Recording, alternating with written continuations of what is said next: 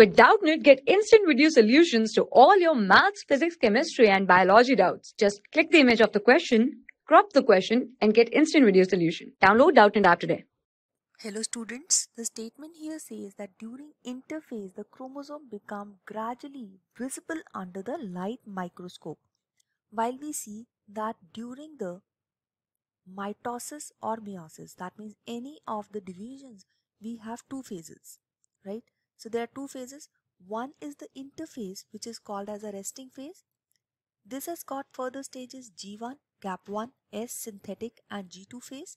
Whereas there's another stage which is called as M phase or mitotic phase, which has got again divisions as karyokinesis, in which the prophase, metaphase, anaphase and telophase will take place, followed by cytokinesis, that is division of the cytoplasm.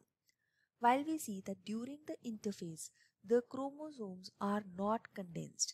So they appear like a ball of wool inside the nucleus. Whereas as the cell enters into the M phase, the gradual condensation of the chromosome takes place. So condensation of chromosomes take place.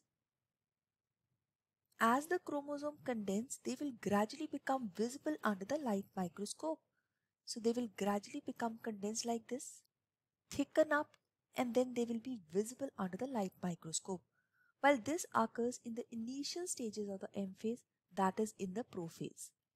So the statement which is given here, it says that during the interphase the chromosome become gradually visible under the light microscope.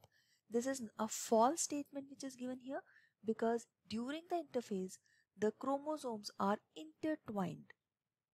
So this is not the right statement. So the only right statement here which we can make is that during the prophase the chromosome become gradually visible under the light microscope. So this statement is a false statement. This is all about this query. Thank you. For class 6 to 12, IIT JEE and NEET level. Trusted by more than 5 crore students. Download Doubtnut app today.